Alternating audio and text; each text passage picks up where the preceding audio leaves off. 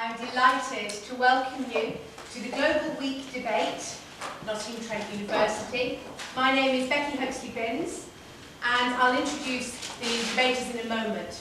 But before we start, and in order to determine who wins the debate, I'm going to start by asking you to vote. The motion is where there is a public interest, even sensitive state information should be placed in the public domain. If you agree with this statement at this stage, please will you press button 1/A, and if you disagree, please will you press button 2/B.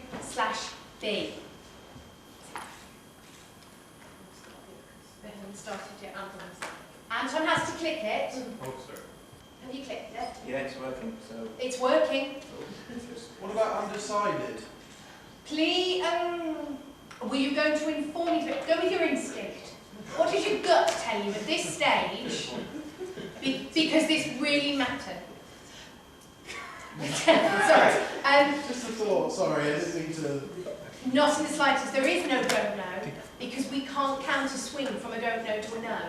Even though, ironically, as an education establishment, that's exactly what we should do. Becky, do we keep pressing or do we just press once? Just press once. Just once. It will only be for once. Has everybody voted?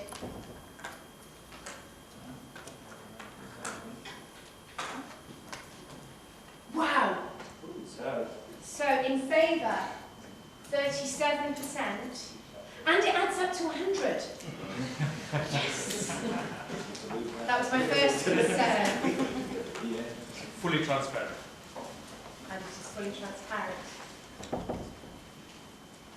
On behalf of Nottingham Trent University, I am delighted to welcome Peter Tatchell to the university for this debate. Peter has been campaigning for human rights, democracy, lesbian, gay, bisexual and transgender freedom and global justice since 1967. He is a member of the human rights group Outrage and is also the Green Party's spokesperson on human rights. Through the Peter Tatchell Foundation, he campaigns for human rights in Britain and internationally. Peter is arguing for the debate motion, and I'm inviting him to speak for up to 20 minutes in favour.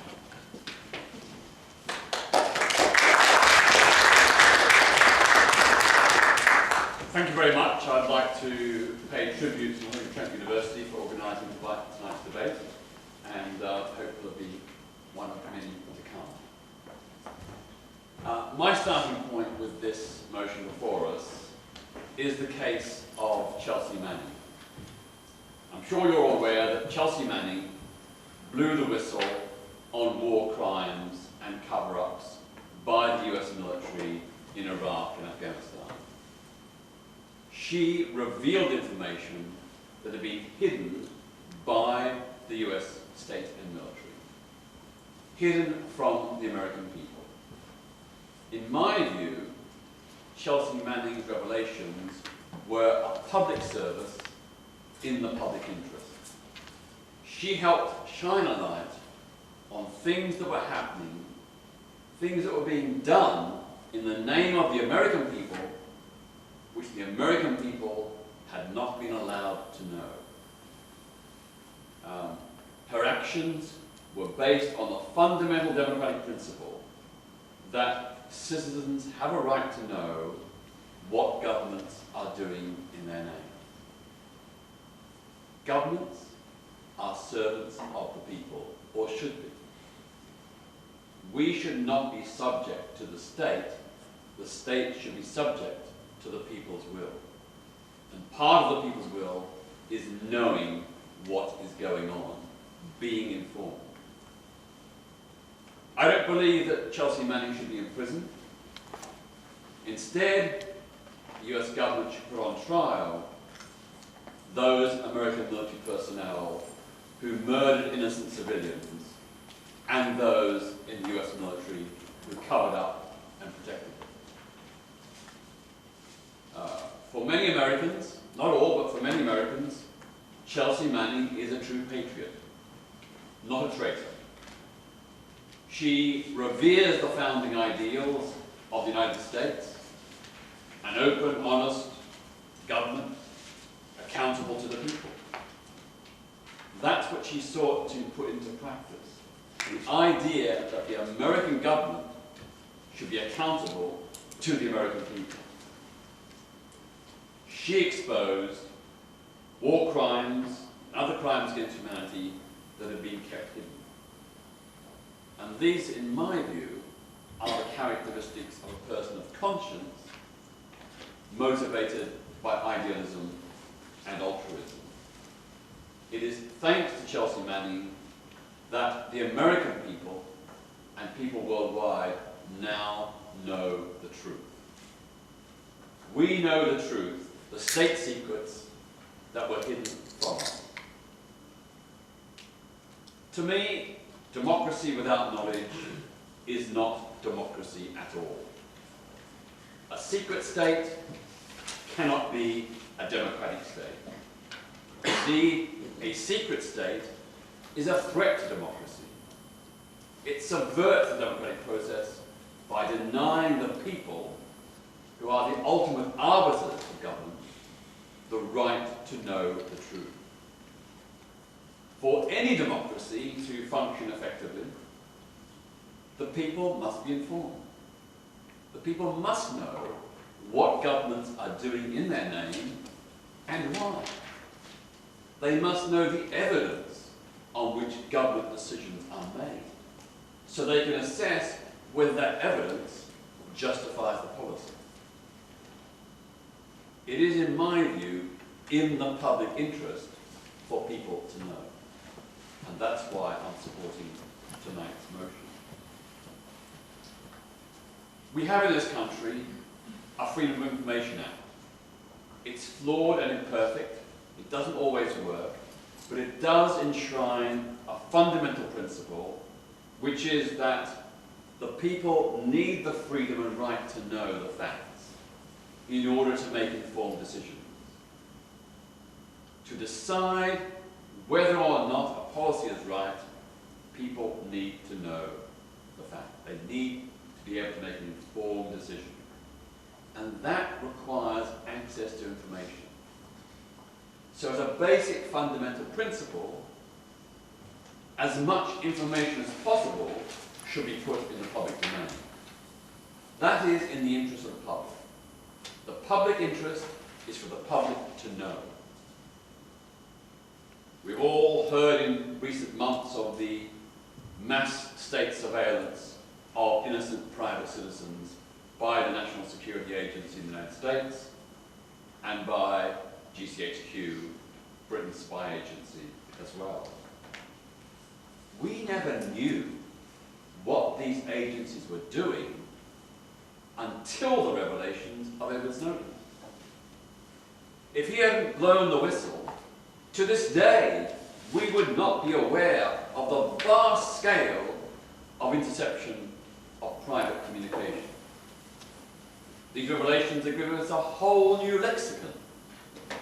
Prism, tempora, dishfire, bull run, Edgehill, upstream, all top secret programs of state spying on you and me and millions of other citizens around the world.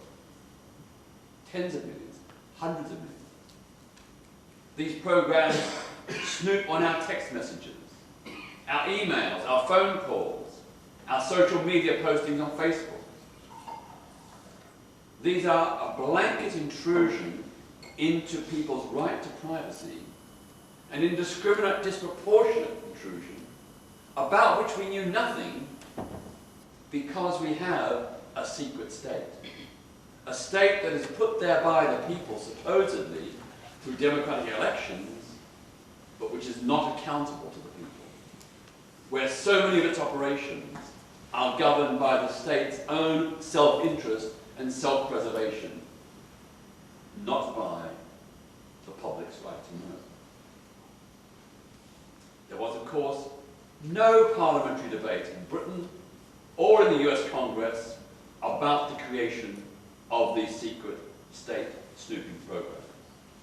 Never any debate at all, let alone approval.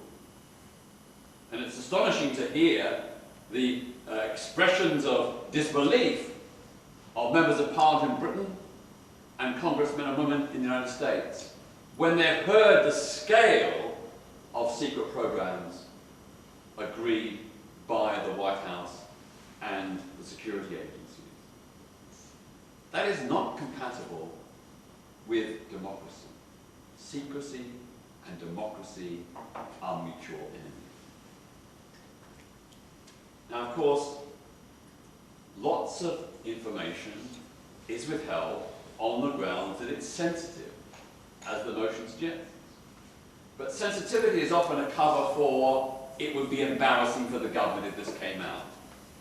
We must protect certain ministers or certain officials or certain state agents who have done a particular thing.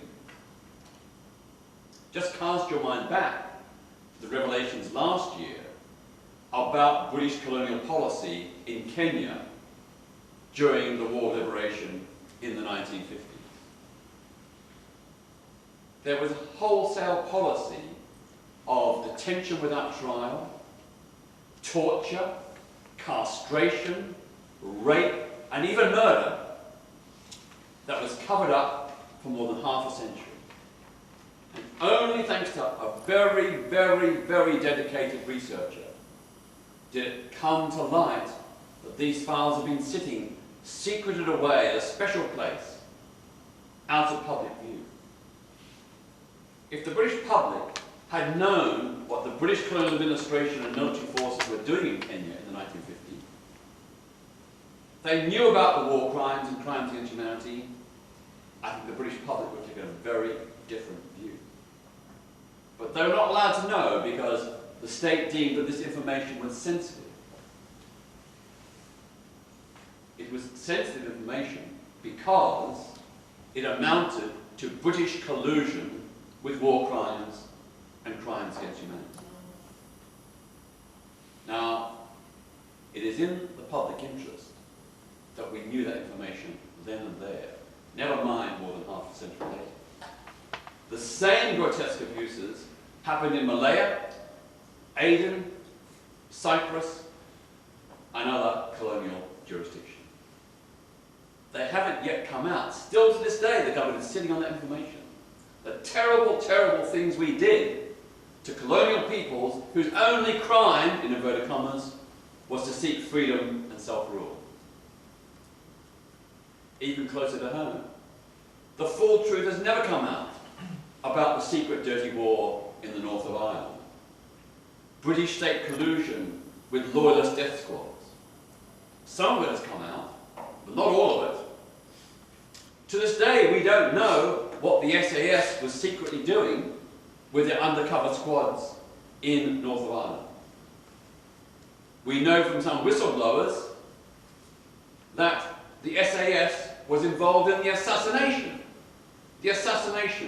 of Republican sympathisers and activists, some of whom had a very tenuous connection, if any at all, to armed insurrection and violence. We know many, many people who've been murdered where in those trials it has come out that the British state looked the other way, knowing that loyalist death squads were targeting Republicans. We have a right to know that information. And again, if it had been known at the time what was happening, if the full scale of torture that was happening in the H blocks and in Longkesh internment camp in the early 1970s, if that had been known, the British public might have taken a very different view about the war in Ireland. So for me, it is absolutely vital that what governments do in our name and what their agents do in our name, why government policy is the way it is, why the decisions are made, on what evidence they're made, these are all matters in the public interest. The public need to know in order for the public to be able to decide whether or not government policy is right and justified. If you look at a range of controversial issues, immigration and asylum, welfare recipients, Europe, global warming. Successive governments have time and time again sought to diminish the information we know, or failed to correct the misinformation put out by others when it suited their purpose. So, for example, when the Daily Mail screams in sensationalist inflammatory headlines about immigration and asylum or about Europe, half the time the government will be reluctant to take them on, to provide the counter-information to rebut those allegations, because they fear the reaction of the Daily Mail. They feel it'll be bad for potential voters, it'll look bad for potential voters if they take on the Daily Mail in these controversial issues. I would argue they should be giving the facts, the full facts, and challenging those who spread misinformation. Because at the end of the day, we can't make a judgment about these controversial issues unless we know the full facts. I'd say there should be a default position that the public have a right to know unless there are very strong, compelling reasons why not. I don't think sensitivity in the motion, I don't think sensitivity is itself a justification.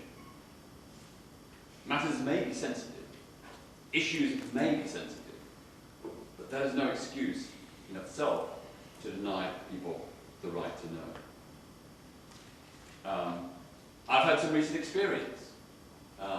Many of you will know that recently Alan Turing, the great mathematical computer genius, was given a posthumous pardon, which I welcomed. But I was also very concerned that the full circumstances of his death, allegedly suicide, had never ever properly been investigated.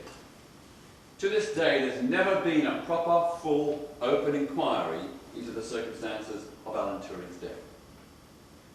I wanted to know from the government, was he under pressure from the security services? Had he been put under surveillance by the security services?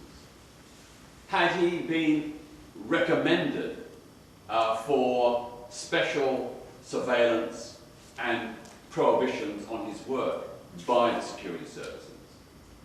Had they met Alan Turing in the weeks and months leading to his death? These are all germane matters because we do know a fragment. We know that the security services withdrew Alan Turing's security clearance so he could no longer work at GCHQ. We know that the United States government barred him from visiting the country as a security risk. I simply want to know what information and role there was for the security services in this country in that matter. I was denied that information. I was told it was top secret, it was sensitive, the government does not disclose such matters. Now, I'm not saying the security services had any role in Alan Turing's death, but they may have. Maybe the pressure and threats by the security services on him contributed to his depression and bad state of mind that led him to commit suicide. I think we, the public, have a right to know. The government says this information is sensitive, we do not discuss and disclose matters of security service operation. Well, of course, I wasn't asking for security service operations material. I was simply asking for the historical evidence about the content. You know, I would say that as a general rule, of course, operational matters of the security services, the police and so on, there's no requirement and no justification for them normally to be disclosed. Obviously, those things do need to be kept relatively secret. But other things, the actual policy, who the security services are targeting and why, in some instances, that may be useful and rightful information for people to know. We've also had just recently information on the Sikh genocide in 1984 that the British government had contact with the government of India about the handling of the Sikh presence in the Golden Temple in Amritsar. And the British government, or possibly the SAS, was involved in some kind of advice and discussions with the Indian government. There's an internal inquiry.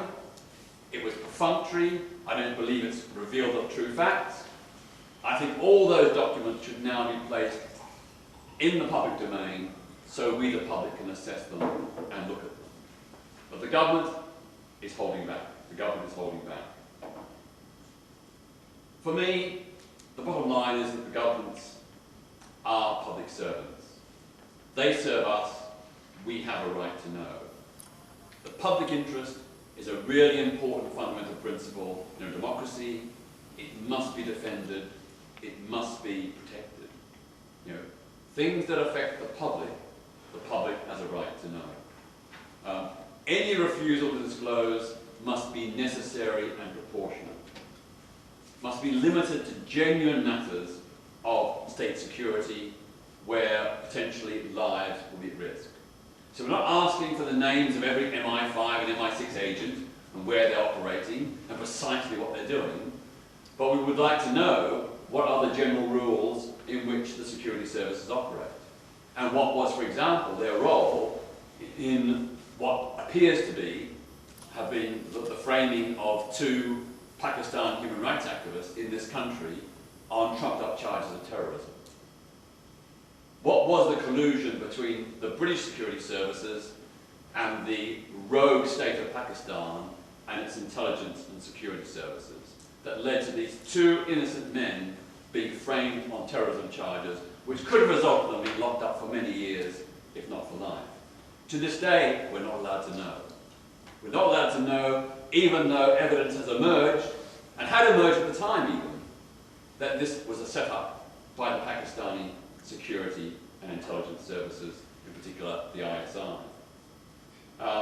The miners' strike, another classic example, has just come out that all along the government did have a plan to close most mining villages and coal mines in this country.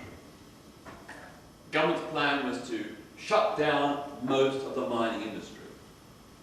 That was known, that was a government secret plan at the time of the miners' strike. We, the people, had a right to know that. The government should have the guts and honesty to tell us that was its plan. And if we'd known, I think a lot of people would have taken a different view about the miners' strike and their cause. The final point I'd say is that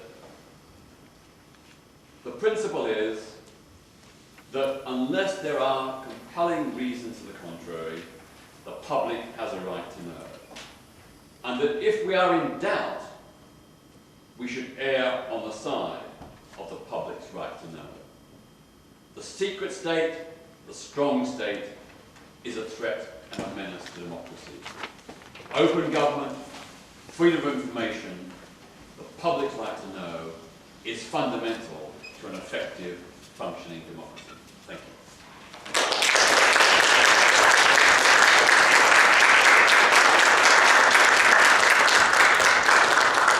Peter, thank you very much indeed. Opposing the motion, I'm delighted to introduce you to my colleague in Nottingham Law School, Tom Lewis. Tom has been a reader in law since 2009. He teaches public law and human rights at undergraduate and at postgraduate level. He's actively engaged in research in the fields of constitutional law and human rights, and is especially interested in the rights of freedom to expression and freedom of religion and belief. Tom is also the director of Nottingham Law School's Centre for Conflict, Rights and Justice. I know he's very excited to be here this evening. Ladies and gentlemen, Tom Lewis.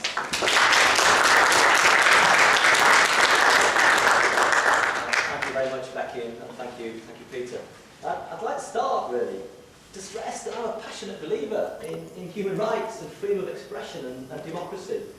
And for that reason, I suppose my underlying instincts, when faced with this motion, would have been to support it, actually.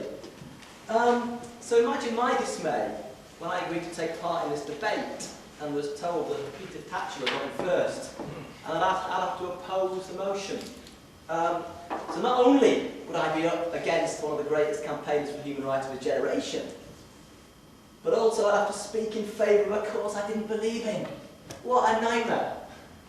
But then I got to thinking, and actually, on sober reflection, there are some really good reasons why you should vote against this motion.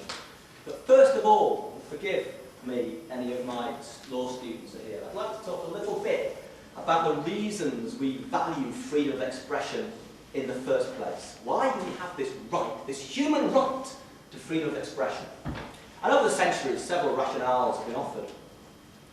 In 1859, John Stuart Mill, the famous English philosopher, in his book On Liberty, argued that freedom of speech and free debate and a free market of ideas was the only way that society could progress and that we could reach the truth, that we could achieve societal progress.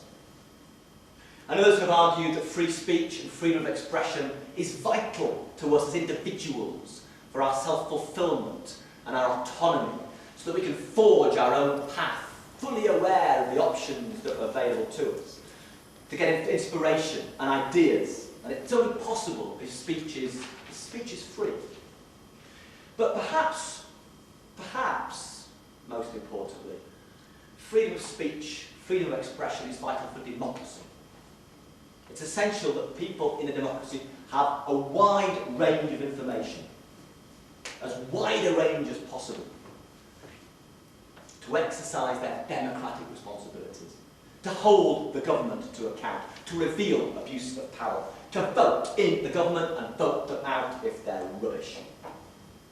Just want to quote a bit of law here. Lord Steyn, one of our greatest law lords, said in a case in 1999, freedom of speech is the lifeblood of democracy. The free flow of information and ideas informs political debate. It's a safety valve. People are more ready to accept decisions that go against them if they can, in principle, seek to influence them. It acts as a brake on the abuse of power by public officials. It facilitates the exposure of errors in the governance and administration of justice of the country. Freedom of expression and freedom of and democracy are inextricably linked. You can't have one without the other. It's no accident that when the dictator seizes power, the first thing to go is freedom of the press and freedom of expression. Once that goes, once criticism is stifled, once there is no scrutiny, then anything can happen. It's all up for grabs. Human rights can be breached with impunity, and there's no one left to criticise.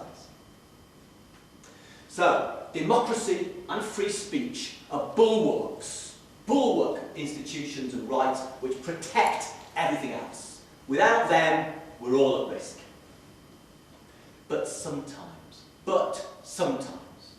in order to protect the very democracy which protects us, we need to restrict and bridle freedom of expression and freedom of speech. And in short, I'll argue that this version goes too far for three interrelated reasons. Firstly, the first argument is about freedom of expression and democracy, and this meaning of this term, this slippery term, public interest. Second, I'm going to talk about the role of the press in the modern world. And thirdly, in Global Week, I'm going to talk about the role of technology and countries less democratic than we are. My first point is to do with this phrase, public interest, and its relationship to freedom of speech. And again, apologies to my students because I'm going to talk about a bit of law here. Only a tiny bit. When my children call each other names, or they get called names at school, I say, well, don't worry kids, it's alright. Sticks and stones may break my bones, but words can never hurt me. And I'm lying to them because they can. Words hurt us. They make us sad, they make us angry, they can embarrass us, they can humiliate us, they reveal our intimate private lives, they can damage our reputations, and they can cause us profound, prolonged and deep offence.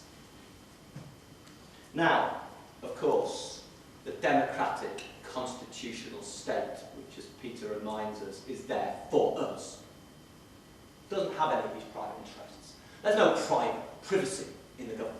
It's only there for us, in our interest, to protect us, to benefit us. And sometimes, in a democracy, there may be a public interest in sensitive information being put into the public domain. I accept. But there will very often be an equally strong or stronger public interest going the other way. Sometimes there'll be a strong democratic interest in not publishing sensitive information. Sometimes the protection of democracy itself requires information to be kept confidential and not to be splashed all over the newspapers and the web. In short, the idea of the public interest cuts both ways. And we can see this when we look at human rights itself. I have here a copy of the European Convention on Human Rights and Fundamental Freedoms, 1950. And Article 10 of the European Convention protects the right to freedom of expression. And the first paragraph conveys the right. Everyone has the right to freedom of expression. This includes the right to impart and receive ideas and information. But paragraph 2 of Article 10, the human right to freedom of expression, expressly allows for restrictions on freedom of expression to take place. It starts off, since freedom of expression carries with it duties and responsibilities, sticks and stones may break our bones and words can hurt us.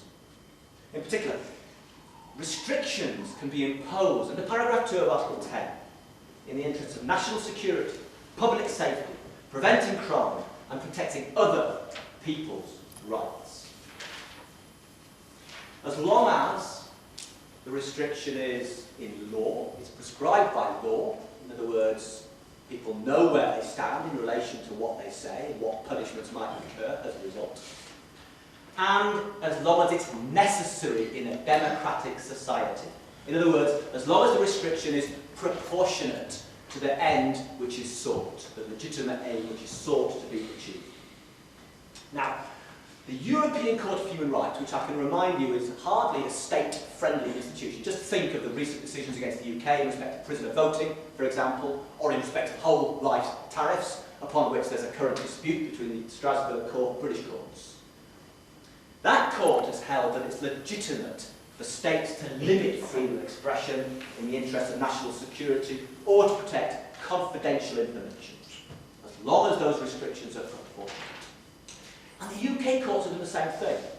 Lord Bingham, Tom Bingham, one of our greatest and most humane judges and a staunch and passionate defender of human rights, gave the leading judgment in a case in the early noughties involving the MI5 spy David Shayler.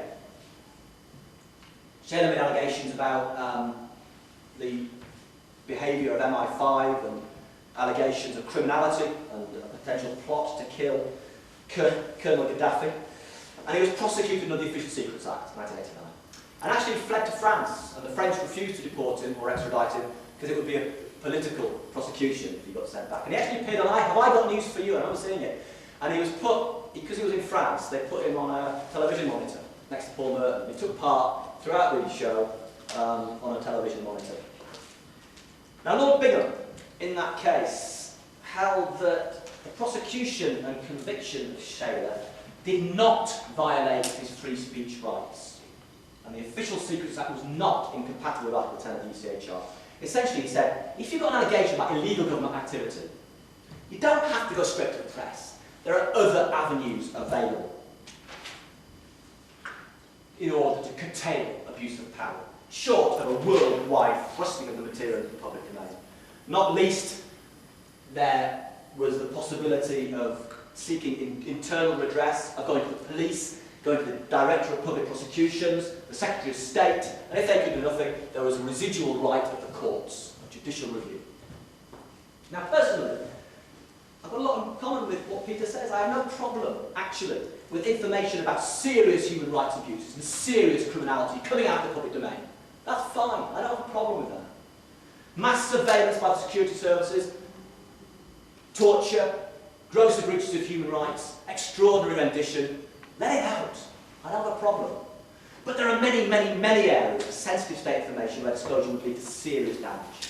And the motion is far too wide and risks damage to our democratic institutions and processes. 3 examples. Firstly, international relations. Think about the Good Friday Accord.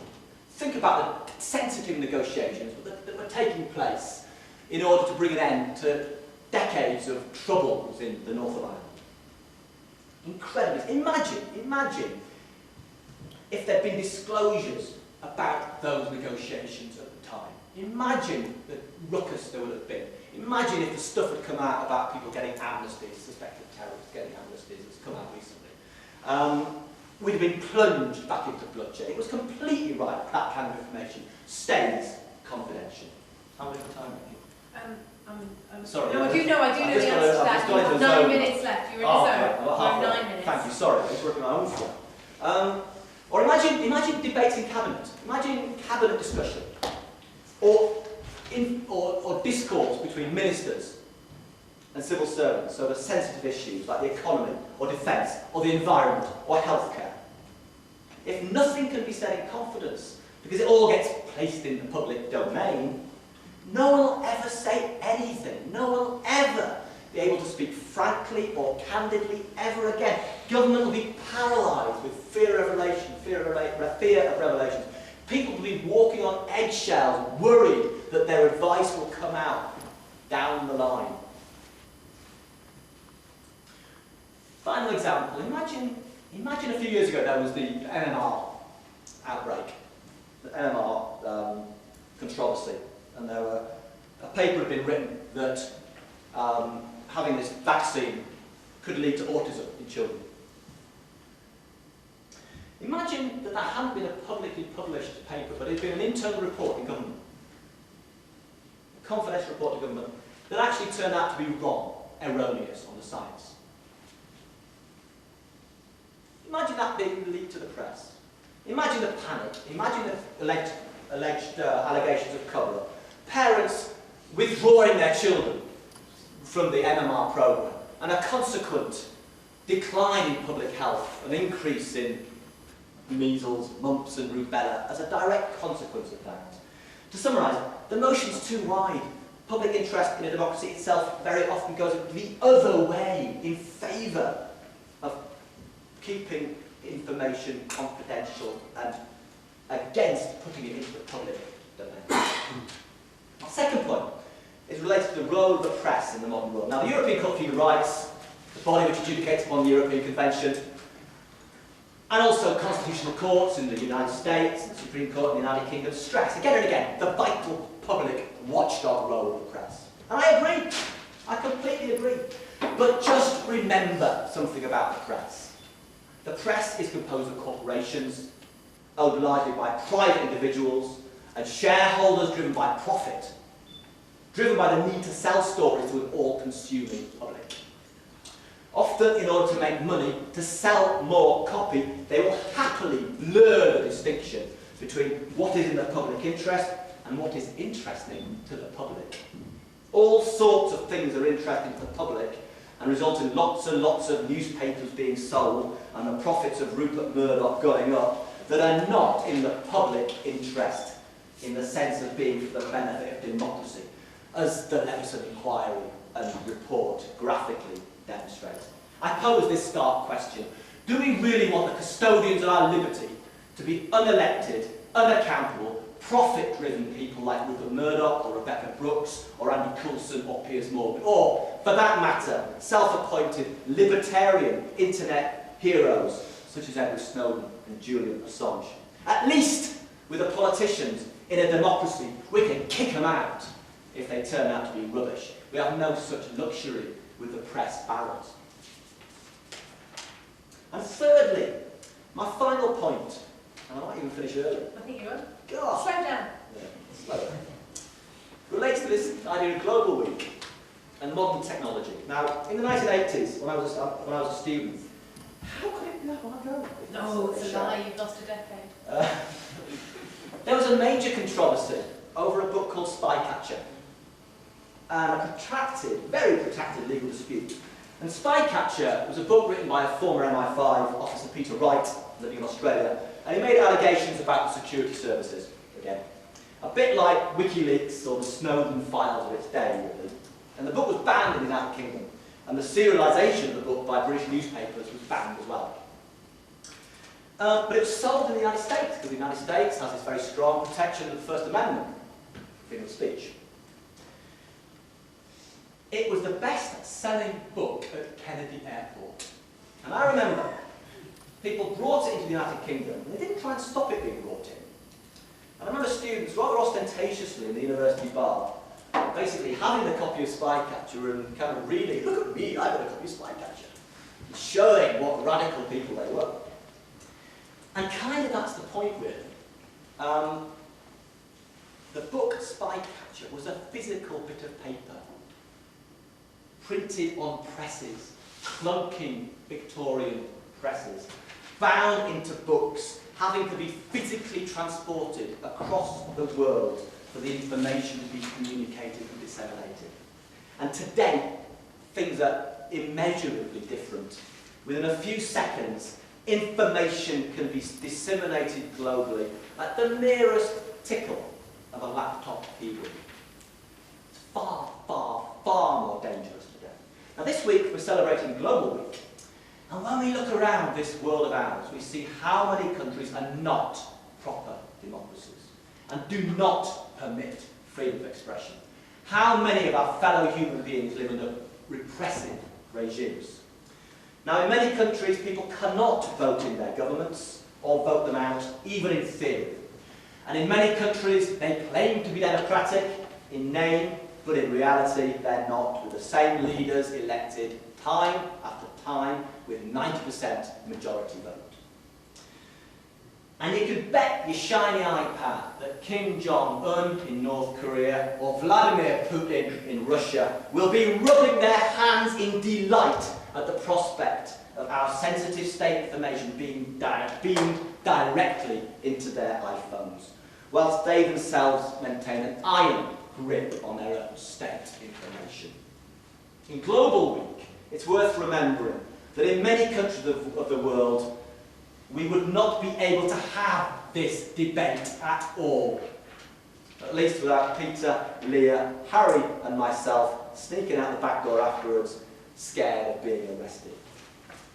There are a lot of dangerous states out here, and on balance, we are not one of them.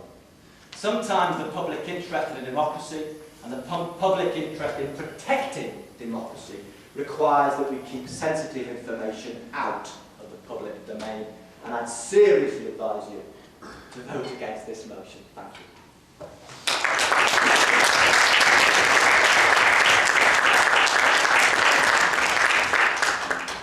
Thank you very much. I'd like to introduce you now to Leah Wright, who is a final year student reading Business Management and Entrepreneurship, and is also the Tournament Secretary for the Nottingham Trent University Debating Society. Leah will be speaking in favour of the motion.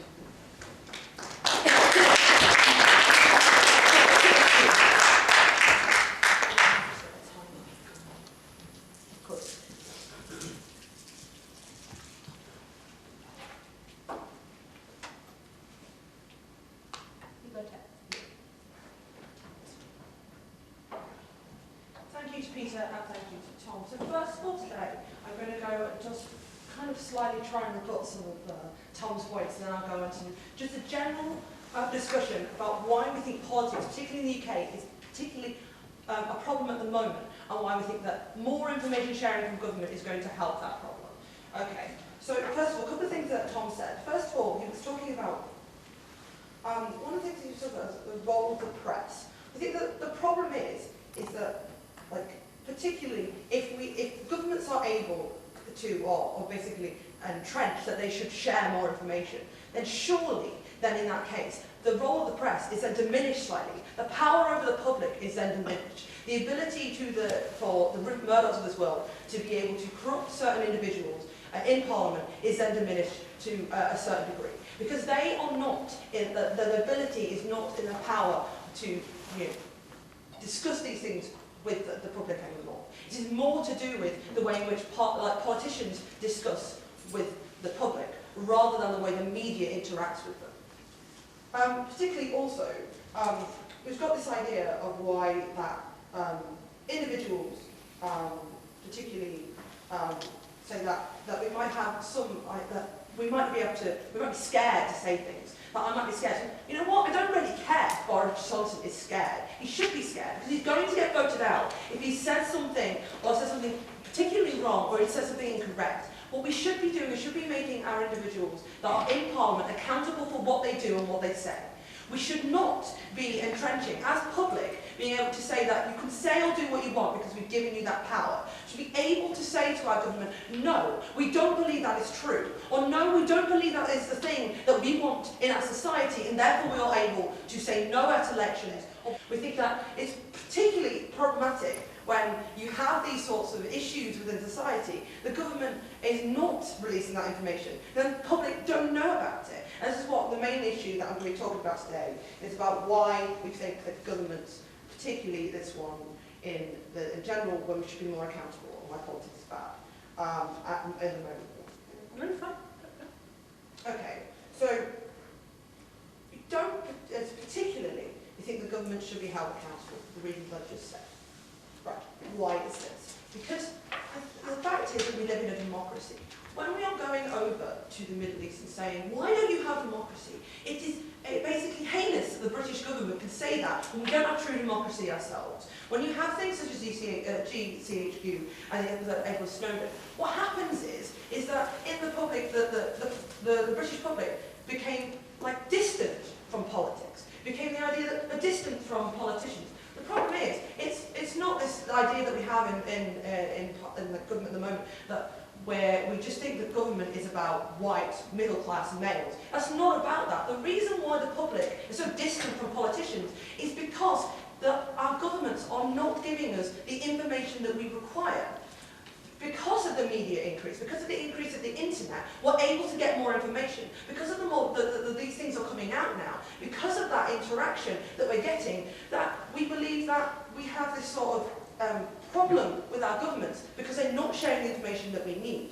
We come the idea that these are deceptive. The governments are trying to hide secrets from us, and that is when public become detached from politicians. That's when we get lower voter turnout. If we have lower voter turnout, that is when we don't have true democracy. And that's why we can't go to the Middle East and say, why don't you have democracy? Because we don't have it ourselves, ladies and gentlemen, within the West, particularly in the UK and with the USA. Because keeping these individual things right. Okay. The issue that we have in within politics is because we want to be able to engage with politics. People want to know what's going on in their lives. They want to be able to see patterns, and they want to be able to see how their lives are going to shape up. Like, politics affects every single thing that people do, and people want to be engaged with it, but they're not currently.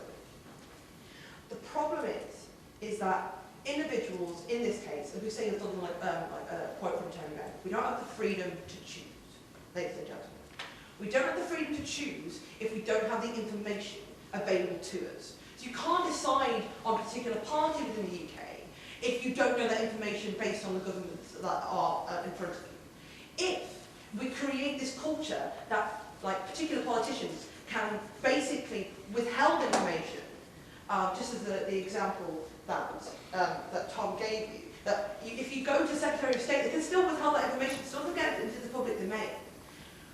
You're not going to be able to get that situation. In society now, we should be able to tell our government, no, we want to know that information. If it is in the public interest, for instance, like the Troubles, if it's going to cause mass violence, then no, of course it's not in the public interest, because there's going to be killings. If, in the sense that this information, such as the miners' strikes, as Peter already mentioned, individuals should have been able to know this information, to know about their lives, otherwise they would not, they could have made those different voting choices or been able to decide certain things such as campaigns, etc. If we don't have this information, ladies and gentlemen, we are not able to make those informed choices. And we should, in today's society, as Tom already told you, with the increase in the media, we should have that information. Otherwise, we are going to become more and more distant from our governments. And that is why today I am in proposition. Thank you.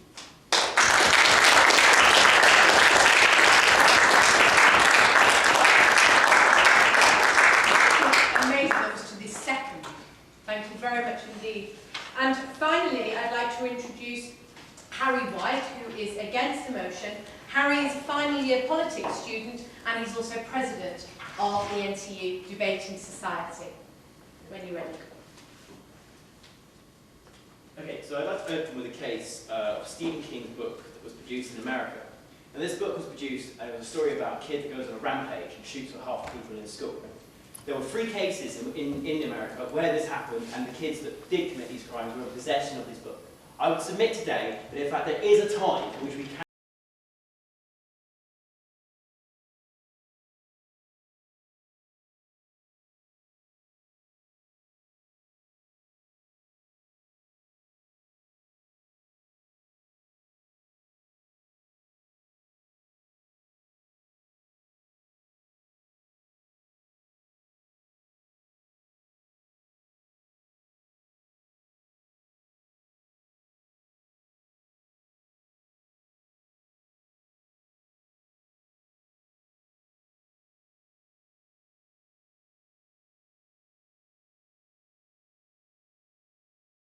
people. How many deaths? How many deaths quantify too much harm? Like, that hasn't been laid out for us today, right?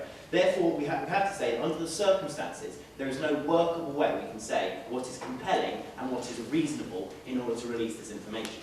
Secondly, we have from Leah that this idea of more information will lead to more engagement. I would submit to everyone here that if the state suddenly turned around and said, "Hi guys, we've been hiding all this information, but trust us enough to vote," they're probably not going to vote. So therefore more likely to be entrenched away from the political system. They're more likely to think that these guys are lying, why am I to believe that this is the only information they're holding back from me? And therefore they're more likely to be disengaged in politics, and therefore withdraw further, but actually harm the problem further and not actually help it. But firstly, the ambiguity within the motion, right?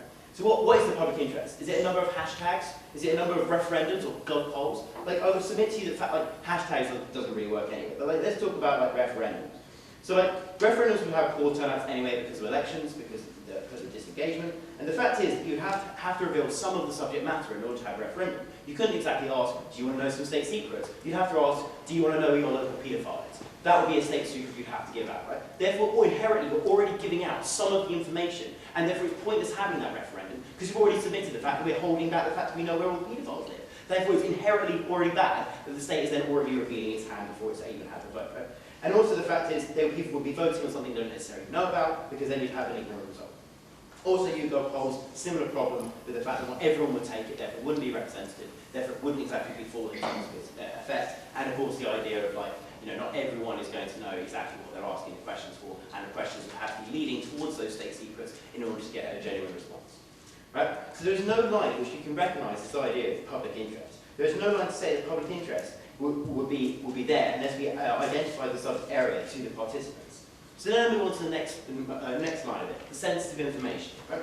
What is this? Is this weapon deployment? Is this domestic security threats? Location of criminals? Is it who are we investigating? I mean, Peter talked about the idea of spying, who we're spying on. Now, if we told everyone who we're spying on, it's not going to make spying very effective. In fact, it's going to make it very disineffective. No one is going to have any idea what's going on behind, let's say, in Russia with Putin and things like that, which you probably should know more about, since they might be invading Ukraine. It's kind of going to be bad. Right? So also the fact is, like, if you're going to have these pieces of information in a broad context that will threaten national security in the name of this, it's going to be named sensitive information because it is sensitive towards the public and towards the security of that state. And if you have a system that is protecting us and saying we're not going to reveal this information because it threatens you, the integrity of the state, and also our national security, it's probably a good thing. This remains within the remit of the state and not put out there to the public domain. Right? And this leads me on to what the meaning of the public domain is. It may seem obvious, but is it? Do we tweet it? Do we say, by the way, guys, the missiles have been moved to Essex, hashtag British security details? No, you wouldn't do that. You're more likely to reveal it in, let's say, a press release, right? But here's a reason why this is a damaging, not necessarily effective. Now, in Ukraine, obviously, most people know there's bad things going on. That was the 4th news item that was most clicked on the BBC News website. You know what the first one was? A snake eating a crocodile. Now that simply shows that people would not be interested enough to watch the press release. Therefore, the release from the government or whatever. That means they're more likely to read it in institutions like the press, which, as Tom brought you, polarise everything, because at the end of the day, the press are there to sell papers. And if they put a dramatic headline across the top and say, yeah, and show a picture of dead Gaddafi or something like that, they're more likely to do that than put forward the truth, right? So this leads me on to why I think the press is and not necessarily the best outlet. So the idea the media is a major way that the information we put out there, that the threat of polarisation would definitely exist. We can say that actually the media outlets that would come forward with this inherently tell us what we should care about and what we shouldn't care about. They're telling us, by putting things on the front page, putting things on the back page, what is more important news and what is less important news. What gets more coverage, what gets less coverage. For example, Ukraine, loads of coverage, but in fact in China, when people were hacked to death on the subway, no coverage. Right? Therefore, the press is inherently telling us what we should care about more.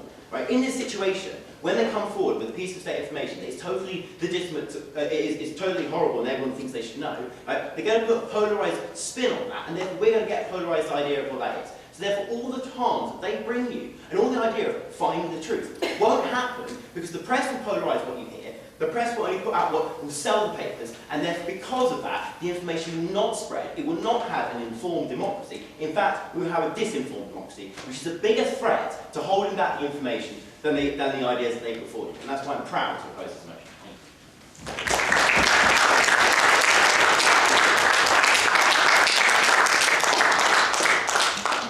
I'm going to ask Peter Tatchell to summarise his position for 2 minutes, like a right of reply, and then for Tom to summarise your position for 2 minutes, and then I'll open to the audience with any questions, which will limit your total at 15 minutes.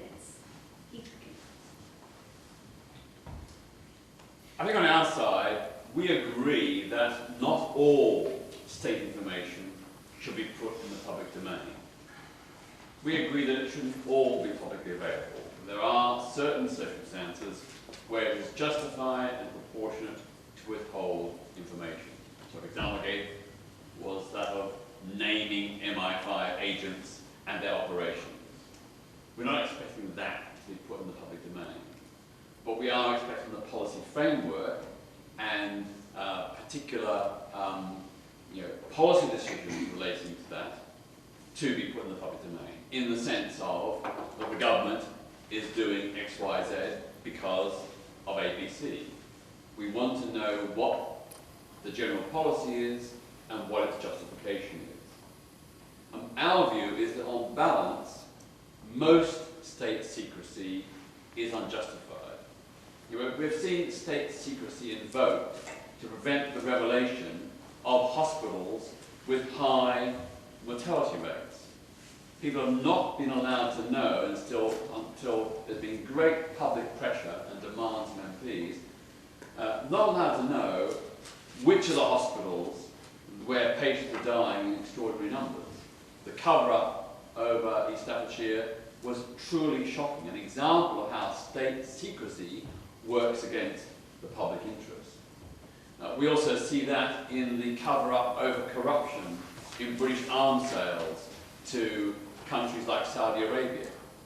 It is absolutely incompatible with democracy for corruption to be tolerated, and even worse, for it to be blatantly covered up by successive governments. So we're saying the balance is wrong. We're not saying no revelations. We're not saying that some revelations are unjustified. We're saying the balance is wrong. There is too much state secrecy. That's your 2 minutes. Okay, thanks. Thank you, Peter. Thanks.